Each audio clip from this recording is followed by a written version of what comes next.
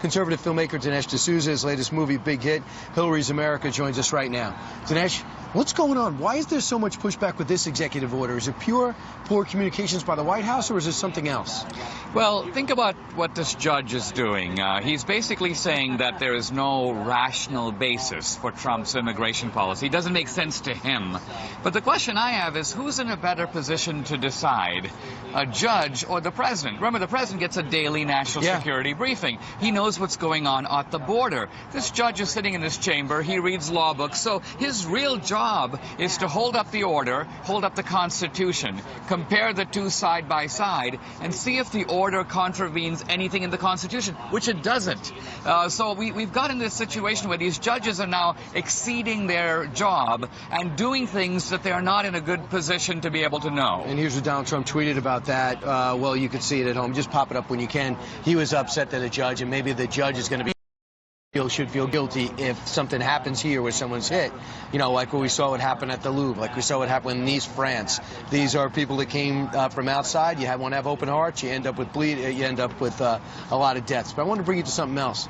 Do you feel as though that the Justice Department making the case for Donald Trump, President Trump, is even into this, has a heart into it? They're all Barack Obama appointees. This is not even his team.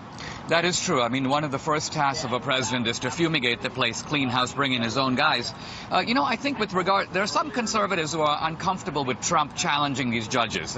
But remember that the checks and balances goes both ways. If the federal judges are supposed to be a check on presidential overreach, there's nothing to say that Trump can't be a check on judicial overreach. Right. Checks and balances cut in both directions. You know, people don't like the way Donald Trump was upset with the judge, but the bottom line is every executive has problems with decisions, and they all talk about it, as we know that we remember what Barack Obama did at the State of the Union address. Finally, when you talk about these protests, these are organized, they even have uniforms, they act in mass actions.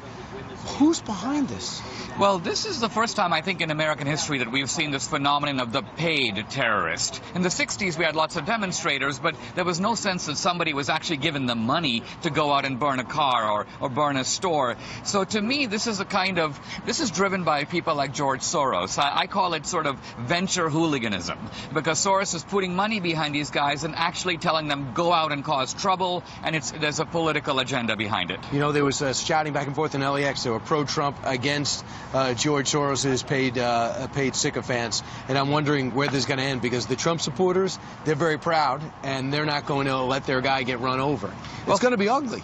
Yeah, for the first time after the D.C. protests, they charged these guys with felony rioting. I think it's important to push through with these prosecutions, because unless these guys pay a penalty, they're going to rather take the $50 because they know they'll be back on the street tomorrow. Dinesh D'Souza, thanks so much. You were forecasting this before anyone else was, as well as the Donald Trump victory. Thanks, Dinesh.